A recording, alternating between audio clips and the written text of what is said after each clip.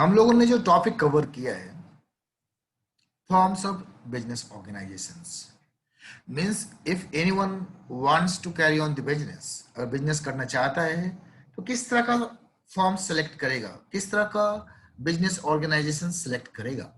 तो हम लोगों ने सोल प्रोप्राइटरशिप के बारे में बात किया और एचयूएफ के बारे में बात किया एंड पार्टनरशिप के बारे में बात किया। ये सारे जो ऑर्गेनाइजेशंस थे वहां पे बिजनेस एक्टिविटीज किए जा रहे थे, sharing of partnership, sharing of profit हो रहा था। तो मीन्स बिजनेस का ओवरऑल इंटेंशन था टू अर्न द प्रॉफिट। क्या इंटेंशन था? Earn the profit. And any business conduct हो रहा है तो उसका इंटेंशन होता है earn the profit, not the welfare of the society. But here आज जो हम लोग बात करने जा रहे हैं कोऑपरेटिव सोसाइटी, नाम से आपको लग रहा है कोऑपरेटिव, कोऑपरेशन मतलब सहयोग, सोसाइटी मीन्स यहां पे हम लोग मेंबर्स के हित के लिए, मेंबर्स को डेवलपमेंट के लिए, हो सकता है वो आर्ट्स हो सकता है, रिलीजन हो सकता है, एजुकेशन हो सकता है, कोई रिलीजन हो सकता है, किसी सोसाइटी का मीन्स किसी फ्लैट ऑर्गेनाइजेशन का मेंबर हो सकता है, उसको डेवलपमेंट के लिए ये कोऑपरेटिव सोसाइटी बनाया जाता है। जनरली एक कोऑपरेटिव सोसाइटी के बारे में एक एग्जांपल लेते हैं। मीन्स पहले जब बैंकिंग सिस्टम उतना डेवलप नहीं हुआ था तो कोऑपरेटिव बैंक हुआ करते थे। उस बैंक में उसके जो मेंबर्स होते थे उनको लोन दिया जाता था, रेट ऑफ इंटरेस्ट लिया जाता था और पुनः उस लोन को वापस करना पड़ता था। अब आते हैं आपके बुक में क्या लिखा है उस पर बात करते हैं।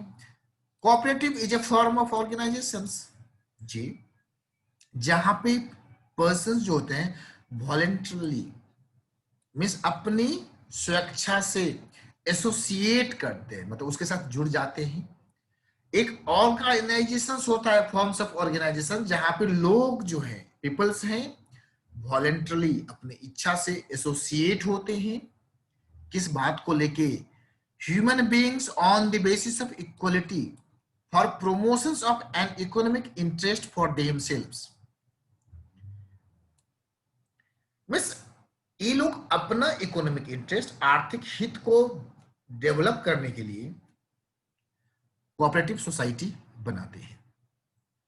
चैम्बर ऑफ कॉमर्स, बहुत सारे संस्थान हैं जैसे चैम्बर ऑफ कॉमर्स हैं, ट्रेड यूनियंस होते हैं, जो किसी फैक्ट्री के मेंबर, फैक्ट्री के अंदर जो एम्प्लॉई होते हैं, या आप देखते हैं बैंकिंग एसोसिएशंस के जो स्ट्राइक वगैरह होते हैं, एसबीआई बैंक एसोसिएशंस सारे कोऑपरेटिव सोसाइटी के अंदर में रजिस्टर्ड होते हैं, क्योंकि इनका इंटेंशन होता है benefit to the member. Means जब वो एसबीआई बैंक के साथ नेगोशिएट करना चाहते हैं तो सारे मेंबर कलेक्ट होके स्ट्राइक करते हैं। तो इसके लिए लीगल ऑर्गेनाइजेशंस का होना जरूरी है। आप ऐसा नहीं है मिस 150 200 500 आदमी जुड़ जाएंगे और आपके मन में जो आएगा कर सकते हैं, नो। आपको एक लीगल बैनर होना चाहिए। तो आप इस संस्था को क्या होगा, रजिस्टर्ड करना होगा कोऑपरेटिव सोसाइटी के। और जब क्या था, बिजनेस हो रहा था, बिजनेस हो रहा था, प्रॉफिट अर्न हो रहा था, बट हियर बिजनेस नहीं हो रहा है। कोऑपरेटिव सोसाइटी के अंदर में उसके जो मेंबर्स हैं उसके बेनिफिट के लिए, उनकी समस्याएं को समाधान करने के लिए एसोसिएशंस तैयार होता है वॉलेंटरली। कोई जोर जबरदस्ती नहीं होता है, कंपल्सन नहीं होता है जो नहीं भैया आपको मेंबर बनना ही होगा, नो।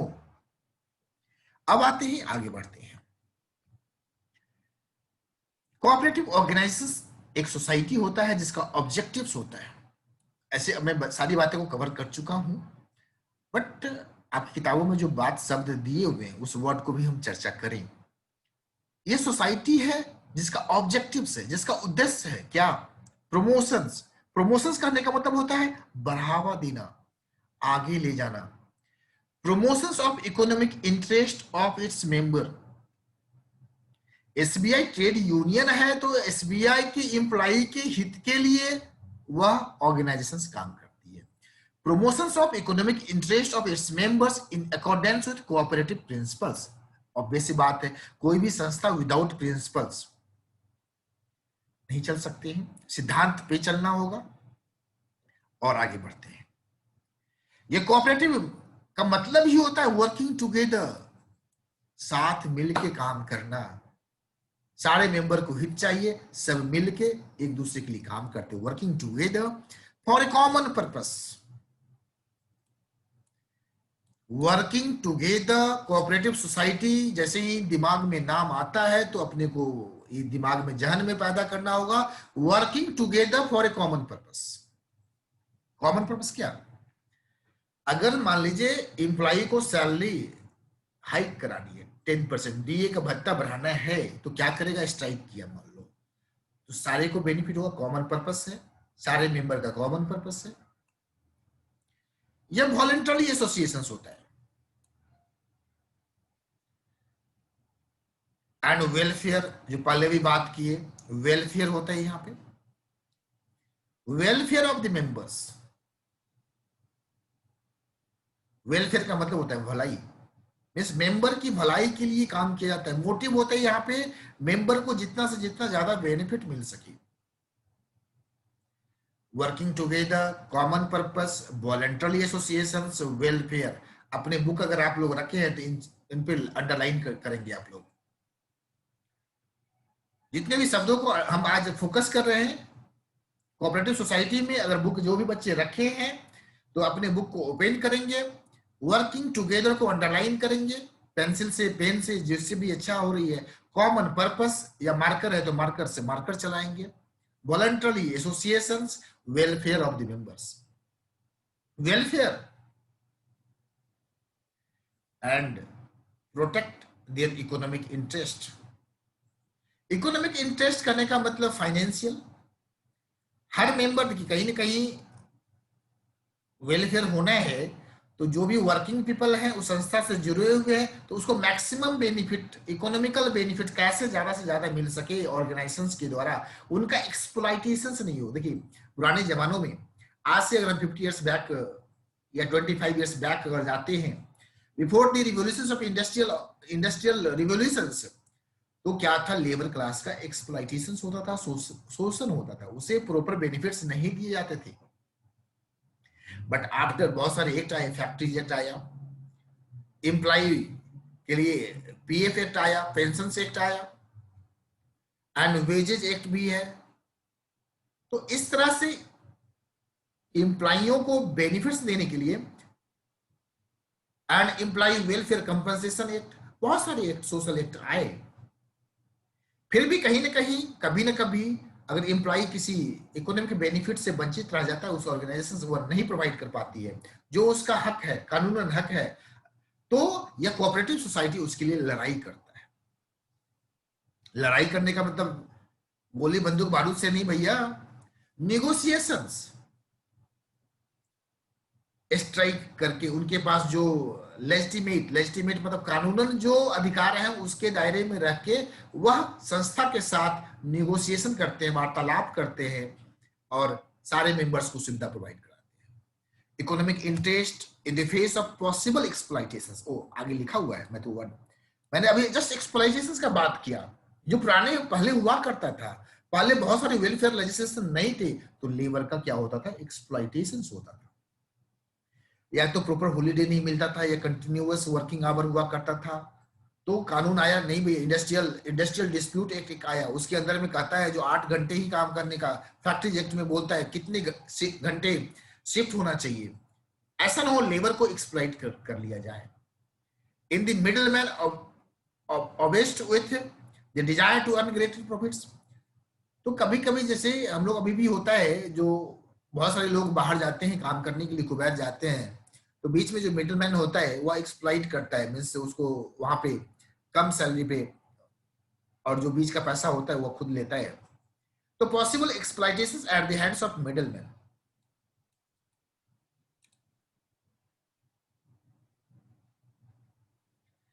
एंड ये तो चार बातें थी। अब कोऑपरेटिव सोसाइटी, जैसा कि मैंने पार्टनरशिप में बात किया था, जो पार्टनरशिप के कंपलसरी रजिस्ट्रेशन जरूरी नहीं है बट डिजायरेबल है। But cooperative society compulsory required to be registered under the Cooperative Societies Act 1912, और इसको सेटअप करने का तरीका बहुत सिंपल है, कोऑपरेटिव सोसाइटी का सिंपल है। एंड एटलीस्ट 10 एडल्ट पर्संस, इसको फॉर्म करने के लिए अंडरलाइन कर लीजिएगा, एटलीस्ट 10 एडल्ट पर्संस, या लिख लीजिएगा। कोऑपरेटिव सोसाइटी को फॉर्म करने के लिए कम से कम 10 लोगों का होना जरूरी है। पार्टनरशिप को फॉर्म करने के लिए 2 लोगों का जरूरी है। एचयूएफ बाय वर्थ होता है, एंड सोल प्रोप्राइटरशिप तो खुद का मालिक, सोल मतलब ही होता है सिंगल। तो कोऑपरेटिव सोसाइटी को फॉर्म करने के लिए 10 लोगों की जरूरत होती है। वह 10 लोग क्या होना चाहिए? एडल्ट होना चाहिए। एडल्ट कौन होता है? एडल्ट कौन होता है? 18 एकदम good. 18 attend the age of 18 cross, अगर 18 है, अगर 18 पूरा कर लिया है तो भी वह एडल्ट है। 18 और 18 से अधिक आप बोल सकते हैं, 18 इयर्स और मोर देन 18 इयर्स।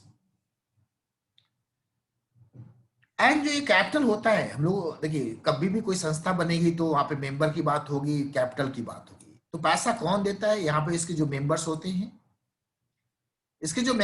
हैं, उसके द्वारा कैपिटल रेज किया जाता है।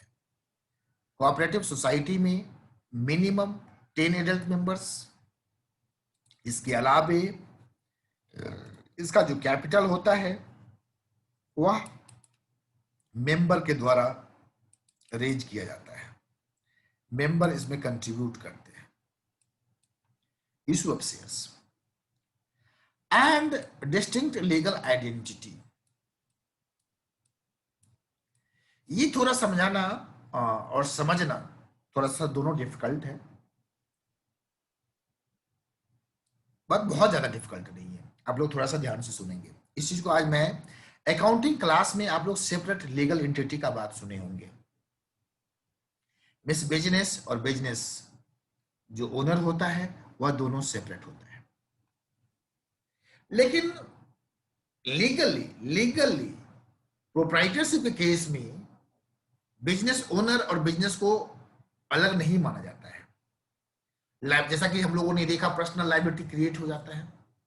पार्टनरशिप में भी देखा, एचयूएफ में भी देखा, जो उसका कर्ता होता है उसकी पर्सनल लायबिलिटी क्रिएट हो जाती है। मींस पर्सनल लायबिलिटी कहने का मतलब, अगर बिजनेस का एसेट सफिशिएंट नहीं है तो उसको घर बेच के पैसा देना पड़ता है।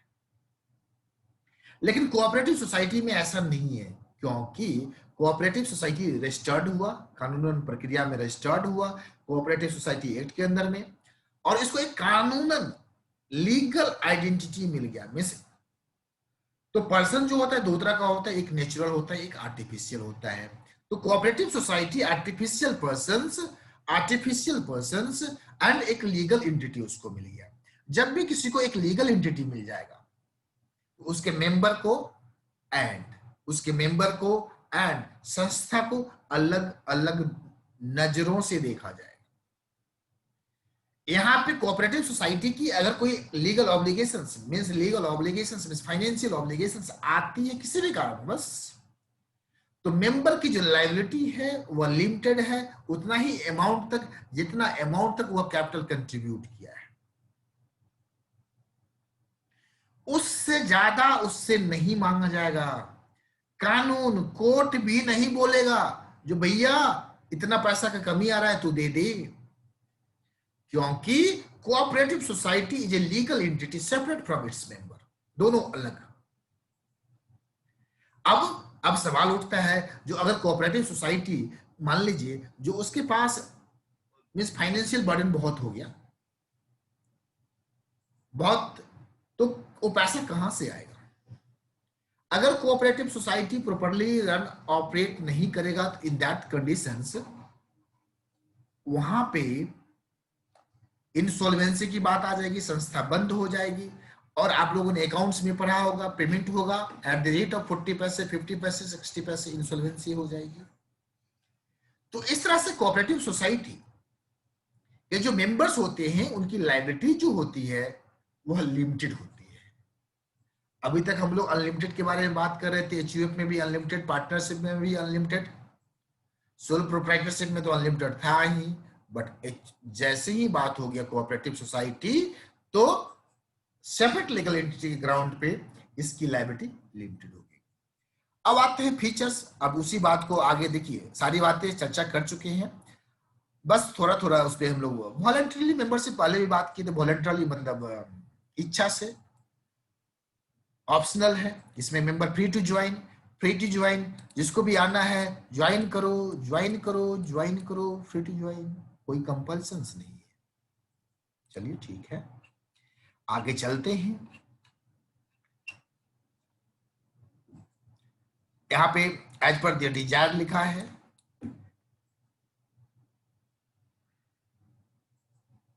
अगर कोई मेंबर छोड़ना चाहते हैं, मैं संस्था को छोड़ना चाहते हैं, अगर मेंबर बन गए हैं तो उनको एक नोटिस देना होगा, जो हम इस सोसाइटी का मेंबर नहीं रहना चाहते हैं तो member is required to serve notice, एक नोटिस देंगे कोऑपरेटिव सोसाइटी को। और ऐसा भी कोई जरूरी नहीं है जो आपने एक बार मेंबर बन गया तो मेंबर बने रहना है। नो, आपको लगता है नहीं अब मेरे को मेंबर नहीं रहना है तो you can resign, you can left the organisation serving a notice before living the society, you have to give the notice. और मेंबरशिप्स का ओपन होता है सबों के लिए, ऐसा कोई रिस्ट्रिक्शंस नहीं होता है जो इसी रिलीजन का ज्वाइन करेगा, इसी कास्ट का ज्वाइन करेगा, इसी जेंडर का ज्वाइन करेगा, ऐसा कोई रिस्ट्रिक्शंस इंपोज आप नहीं कर सकते। अगर ऐसा कोई आप कोऑपरेटिव सोसाइटी बनाते हो और जिसमें इस तरह का रिलीजन्स, जेंडर, कास्ट को लेके बात करते हो तो वह इलीगल ऑर्गेनाइजेशन हो जाएगा, कानून उसको मानता नहीं देगा। अब आते हैं लीगल स्टेटस। जैसा कि हम लोगों ने बोला था, पहले ही बात किया था, जो रजिस्ट्रेशन क्या होता है बच्चे, कंपलसरी। क्या होता है? कंपलसरी, अनिवार्य है। मैं मुझे पुनः पूछे लेके जाऊंगा, पार्टनरशिप में कोई रजिस्ट्रेशन की जरूरत नहीं थी, सोल प्रोप्राइटरशिप में भी रजिस्ट्रेशन की जरूरत नहीं थी, एचयूएफ में भी जरूरत नहीं थी, बट कोऑपरेटिव सोसाइटी में रजिस्ट्रेशन कंपलसरी, अनिवार्य है, कंपलसरी है। ध्यान रखेंगे इस चीज को, डिस्टिंग्विश कर रहे हैं भी आपको हम। और सेपरेट आइडेंटिटी टू सोसाइटी होता है, मेंबर और जो सोसाइटी होते हैं या डिस्टिंक्ट फ्रॉम मेंबर्स होता है, सोसाइटी अलग, मेंबर अलग। And the society can enter into contracts and hold property in its name. एक बात बच्चे पुनः याद दिला दूं मैं,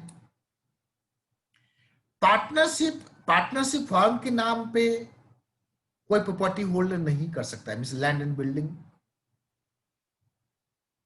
क्योंकि अगर पार्टनरशिप फर्म डिजॉल्व हो जाता है किसी भी कारण, बस बहुत सारे कारण की वजह से, तो फिर उस प्रॉपर्टी का मालिक कौन होगा? लैंड एंड बिल्डिंग का, इमूवेबल प्रॉपर्टी का।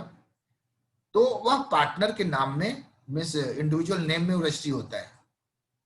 हाँ, लेकिन कोऑपरेटिव सोसाइटी अगर चाहे तो immovable property, land and building अपने नाम में करवा सकता है, खरीद सकता है। तो ये बोल रहा है society can enter into contracts and hold property in its name. और यह सू भी कर सकता है, कानूनन किसी पे मुकदमा भी कर सकता है, and be sued by others. और कोऑपरेटिव सोसाइटी अगर कुछ रॉन्ग डूइंग्स करता है तो उसके ऊपर कोई दूसरा मुकदमा भी कर सकता है। आप लोगों ने भागलपुर वाला एक सुना होगा, भागलपुर वाला, उसका नाम था सृजन घोटाला, नाम सुना है आप लोगों ने? भागलपुर सृजन घोटाला। तो वह जो सृजन संस्थान था वह रजिस्टर्ड था कोऑपरेटिव सोसाइटी एक्ट के अंदर में ही। लिमिटेड लायबिलिटी, जैसा कि यहाँ पे लीगल स्टेटस से बात हुआ, जो दोनों सेपरेट होता है, और जैसे ही सेपरेट हो गया तो लायबिलिटी भी लिमिटेड हो गया, to the extent of amount contributed by them as a capital. ये मैंने पहले ही कह दिया, जितनी कैपिटल हमने कंट्रीब्यूट की लायबिलिटी उतनी तक ही सीमित है, उससे ज्यादा अपने से कोई नहीं मांगने वाला है। तो मैक्सिमम रिस्क कितना? अगर कोऑपरेटिव सोसाइटी का हम मेंबर बनते हैं तो मैक्सिमम रिस्क कैपिटल तक ही होगा। कंट्रोल, इसको कंट्रोल कौन करता है? सोल प्रोप्राइटरशिप को कंट्रोल कौन करता था? उसका जो ओनर होता है। एचयूएफ को कौन करता था? करता था। पार्टनरशिप को कौन करता था? पार्टनर करता था। जॉइंटली एंड सेवरली करता था। कोऑपरेटिव सोसाइटी को कौन करेगा?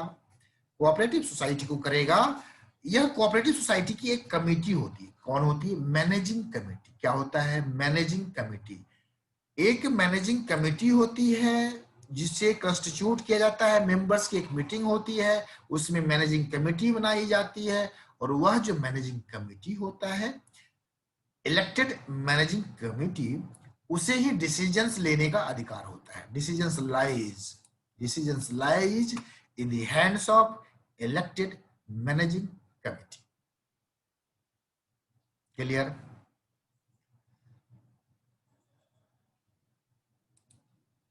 आ रहा है समझ में आप लोगों को? पढ़ने में मन लग रहा है? Yes sir. मजा आ रहा है कि बोरिंग लग रहा है? मजा आ रहा चला है। रहा है। आ रहा है।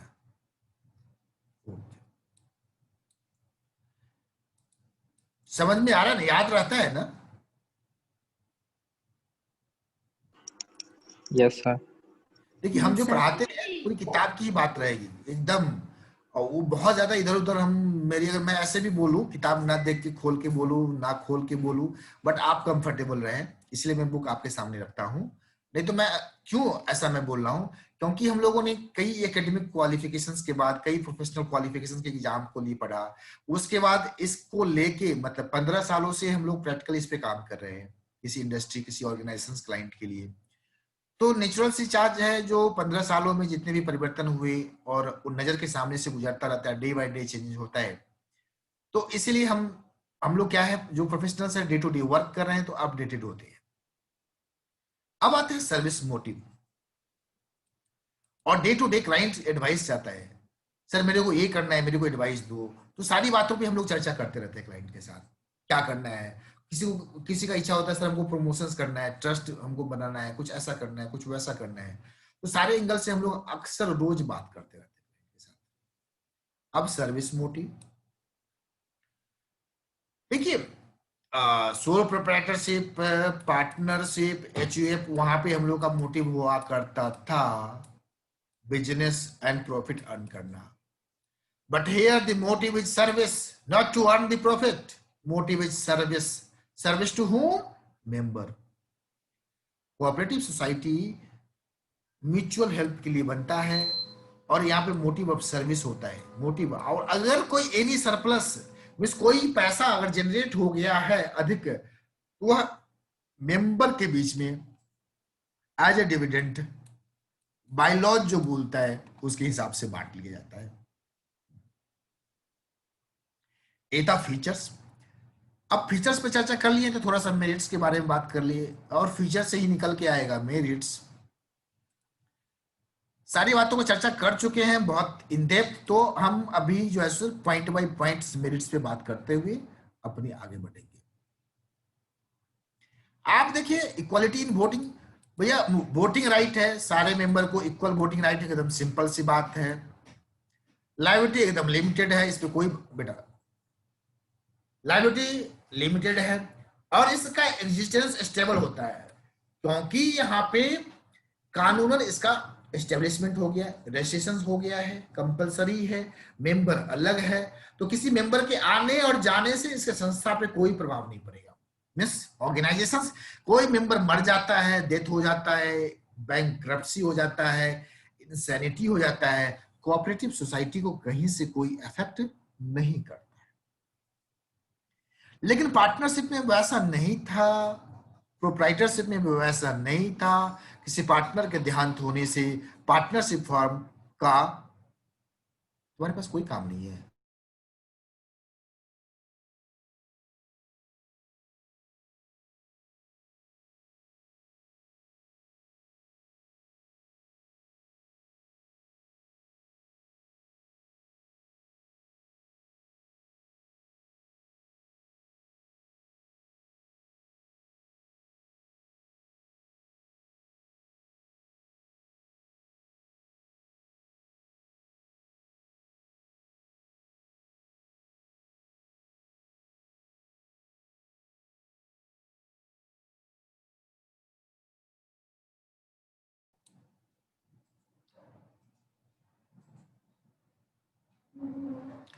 स्टेबल एग्जिस्टेंस के बारे में बात कर रहे थे। And economy in operations stable, यहाँ पे लिखा डेथ, बैंक्रप्सी, इंसैनिटी से कोई फर्क नहीं पड़ता है। एंड अनअफेक्टेड होता है, किसी मेंबर के आने जाने से सोसाइटी पे कोई फर्क नहीं पड़ता है। इकोनॉमी इन ऑपरेशंस, इसके जो मेंबर्स होते हैं, जो सोसाइटी कमेटी के मेंबर्स होते हैं, उसको पैसा क्या मिलता है? ऑनरेरी मिलता है। इसके जो उसको सैलरी नहीं मिलता है। इसकी जो इलेक्टेड कमेटी होती है, इसके इलेक्टेड कमेटी के जो मेंबर्स होते हैं, उसे एक ऑनरेरी के तौर पे कुछ मिलता है। और इसके बीच में जो मिडलमैन होता है, उसका एलिमिनेशन हो जाता है। तो इकोनॉमी इन ऑपरेशंस मींस काम करने में बचत होता है, क्योंकि पैसा भी बहुत ज्यादा सैलरी नहीं देना है। सपोज किसान भाई का अगर आप चाहते हैं जो प्रोडक्ट हम अच्छे से मार्केट में भेज सके, तो एक या अपनी आवाजों को बुलंद कर सके, तो कोऑपरेटिव सोसाइटी के अंदर में रजिस्ट्रेशंस लेते हैं। तो यहाँ पे जो प्रोड्यूसर्स है या कस्टमर्स है, प्रोड्यूसर्स अपने मेंबर्स के लिए सामानों को खरीदता है और बेचता है, बार्गेन करता है। तो इकोनॉमी इन ऑपरेशंस आता है, क्योंकि हर कस्टमर, हर मान लीजिए प्रोड्यूसर्स अगर अपने लेवल से डील करता है, तो मार्केट जाना होगा, नेगोशिएशन करना होगा, उसके बदले में काम कौन कर देता है? उस कमेटी का जो मेंबर, इलेक्टेड कमेटी मेंबर्स होते हैं, वो काम।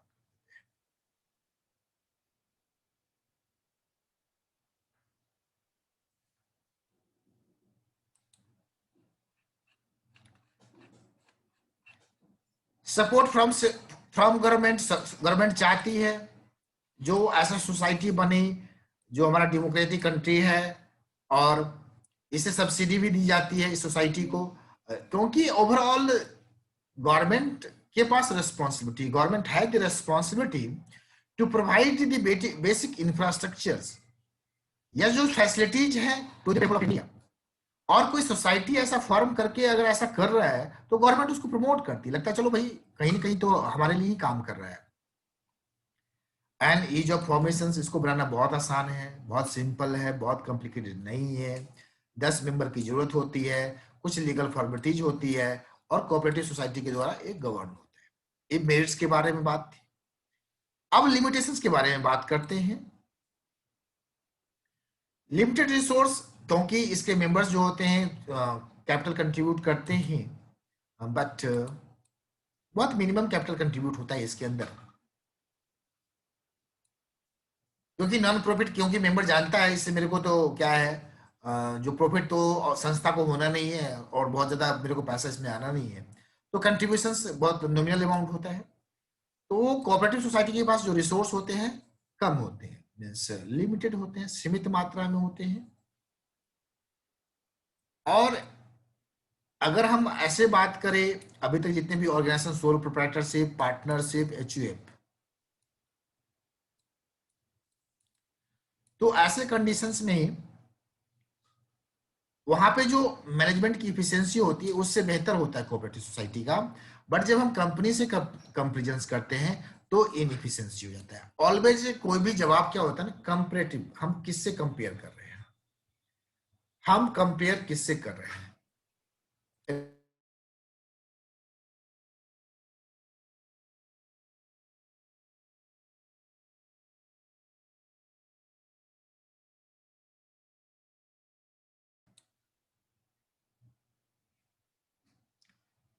Inefficiency of management, cooperative society unable to attract employee expert managers,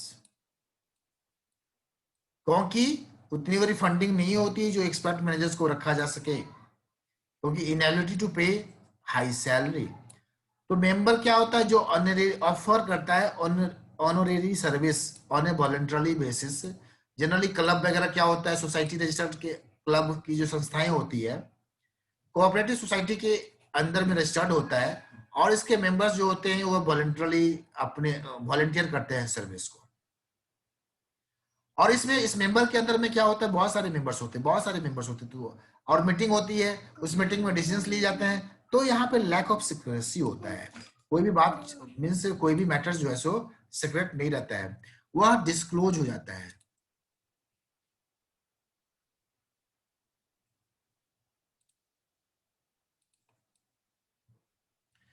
क्योंकि ओपन डिस्कशन होता है मीटिंग के अंदर, कोऑपरेटिव सोसाइटी के अंदर में ओपन डिस्कशंस होता है मीटिंग के अंदर, एंड और डिस्क्लोजर भी रिक्वायरमेंट है एज पर सोसाइटीज एक्ट। तो लैक ऑफ सिक्रेसी,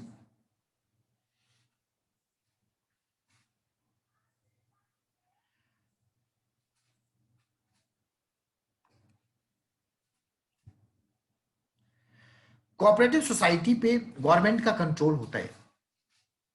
गवर्नमेंट का कंट्रोल क्या होता है? गवर्नमेंट ऑब्लिगेशंस करती है, जो भी कोऑपरेटिव सोसाइटी है उसे रूल्स एंड रेगुलेशन जो बनाया गया है उसको कंप्लाई करना है, ऑडिटिंग कराना है, अकाउंट्स का सबमिशन ऑफ बुक्स अकाउंट्स करना है। और कभी कभी सरकार को लगता है जो उसकी फंक्शनिंग में तो इंटरफेरेंस भी करती है,